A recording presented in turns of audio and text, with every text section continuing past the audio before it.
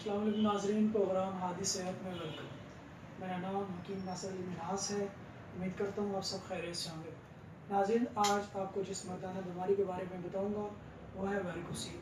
Varicocele क्या है, इसके कितने ग्रेड्स होते हैं, इसके असबाब और अलामात क्या हैं और तिब में इसका इलाज क्या है। वेरिकोसील एक ऐसा मर्ज़ है जिसकी वजह से बहुत से मर्द बांझपन का शिकार हो जाते हैं और औलाद पैदा करने के काबिल नहीं रहते। नाज़रीन, जैसे कि आप जानते हैं कि मर्दों के अंदर टेस्टिकल्स मौजूद होते हैं, एक दाएं जानिब होता है, एक बाएं जानिब होता है। ये टेस्टिकल्स एक थैली के अंदर मौजूद होते हैं जिसे हम स्कॉटम कहते हैं। वेरिकोसील से मुराद टेस्टिकल्स के गिर्द जो स्कॉटम के साथ वेन्स होती है उनका फूल जाना है। स्कॉटम से मुराद इंसानी जिस्म की वो थैली है जिसमें टेस्टिकल्स मौजूद होते हैं। ये मर्ज ज़्यादातर लेफ्ट टेस्टिकल्स में होता है। वेरिकोसील की एक काफ़ी कम्प्लेक्स टर्म है। इंसान के रिप्रोडक्टिव सिस्टम में टेस्टिकल्स शामिल होते हैं। ये टेस्टिकल्स की ढीली स्किन स्कॉटम में मौजूद होती है। इन टेस्टिकल्स में रिप्रोडक्टिव सेल्स यानी कि स्पर्म्स बनते हैं। इन्हीं टेस्टिकल्स में टेस्टोस्टेरोन भी पैदा होते हैं।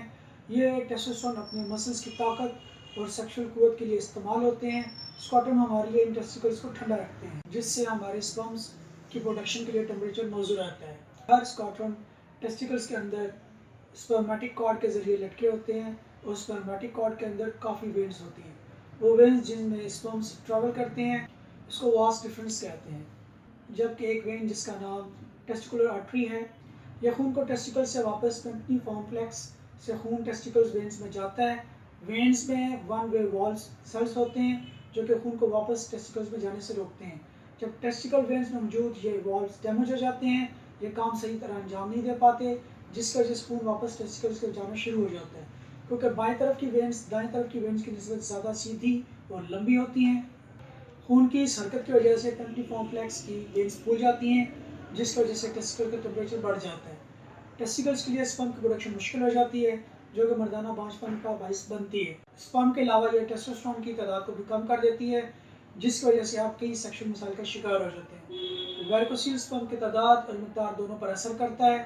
टेस्टिकल्स को एक खास मकसद के तहत जिस्म से बाहर रखा गया है क्योंकि इंसानी जिस्म का दर्जा हरारत ज़्यादा होता है, जबकि इसके मुकाबले में टेस्टिकल का दर्जा हरारत बाकी जिस्म से 1 से 2 सेंटीग्रेड कम होता है। नाज़रीन, आप बात करते हैं वेरिकोसील के ग्रेड्स के बारे में। वेरिकोसील के 5 ग्रेड्स होते हैं। सबसे पहले बात करते हैं ग्रेड 1 के बारे में। ग्रेड 1 वेरिकोसील में जोर लगाने पर टेस्टिकल्स में नसों के अंदर खून का दौरानिया रिवर्स नहीं होता। अगर लेटने या खड़े होने पर दोनों सूरतों में वेरिकोसील नज़र ना आए और ना ही मालिश को महसूस हो तो वो ग्रेड 1 वेरिकोसील है। ग्रेड 2 अगर लेटने पर वेरिकोसील महसूस नहीं होता और खड़े होने पर वेरिकोसील महसूस होता हो तो वो ग्रेड 2 है। ग्रेड 3 अगर लेटने और खड़े होने दोनों सूरतों में वेरिकोसील महसूस हो तो वो ग्रेड 3 है। अगर वेरिकोसील की वेन्स में सोजन है, अगर लेटने या खड़े होने पर दोनों सूरतों में वेरिकोसील की जो वेन्स हैं अगर इनका डायमीटर 2 mm से ऊपर है वो वेरिकोसील ग्रेड 3 या 4 है।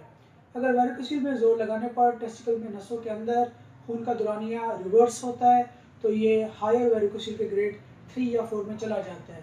ग्रेड 4 अगर लेटने और खड़े होने पर दोनों वेन्स नज़र आती हैं और हाथ लगाने पर महसूस होती हैं तो वो ग्रेड 4 है।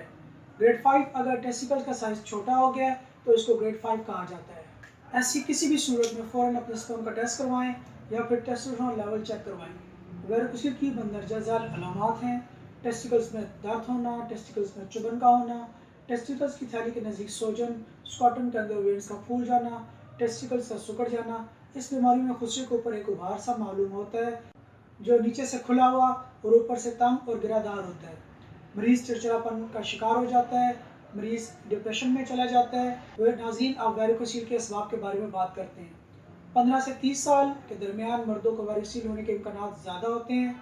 जो मर्द ज़्यादा वज़न उठाते हैं उनको ये मर्ज ज़्यादा होता है। ज़्यादा वज़न उठाने से बाईजानिब की टेस्टिकल की वेन्स पर ज़्यादा इफेक्ट होता है।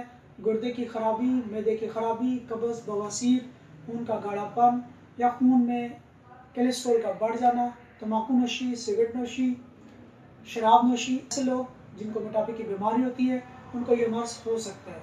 वो लोग जो जिगर के किसी मर्ज में मुब्तला हो उनको भी ये बीमारी हो सकती है।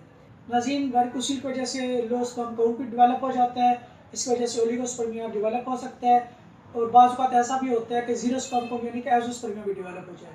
नाज़रीन, मैं आपको ये कहना चाहूँगा कि में वेरिकोसील का तरीका इलाज नहायत मौसर और पुरअसर है जो कि वेरिकोसील को मुकम्मल ख़त्मा कर देता है। कुदरती तरीका इलाज ये ऐसा इलाज है जिसके रिजल्ट मुस्तकिल हैं।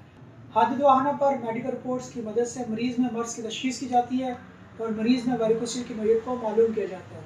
हादिद वाहना पर बगैर ऑपरेशन वेरिकोसील का 100% इलाज मुमकिन है। हादिद वाहना पर वेरिकोसील के असल असबाब को नज़र रखकर इसका इलाज किया जाता है।